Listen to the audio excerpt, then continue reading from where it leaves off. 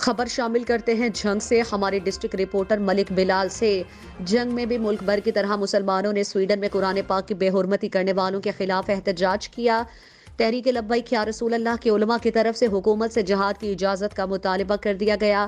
جنگ میں امیر تحریک لبیک ملک ریاض اعوان کی قیادت میں، جس میں ضلعی ناظم قاری مجاہد عباس، صوفی جمشید علی محمدی سیفی، سابق امیدوار ایم پی تحریک لبیک عثمان گجر، صفدر بشیر، رمضان سیفی سمیت سینکڑوں کارکنان شریک۔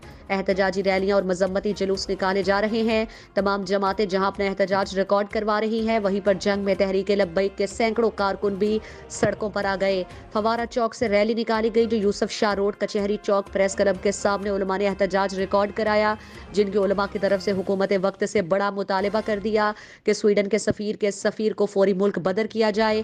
حکومتی مذمتی بیانوں سے کئی دہائیوں سے آج تک کشمیر آزاد نہیں ہوا، تو ہمیں حکومت کی طرف سے دلاسے نہیں، ایکشن چاہیے۔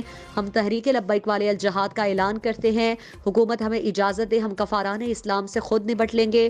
مسلمان آج بھی کفار کے سینے چیرنے کو تیار ہیں، اور کل بھی ہمارے اسلامی اقدار کو کل بھی کفار نے نقصان پہنچایا۔ آج بھی حکومت پاکستان کو چاہیے کہ مسلمان کے جذبات کو مجروح نہ کرے، تمام اسلامی جماعتوں کے کفار کے خلاف جہاد کی اجازت دے۔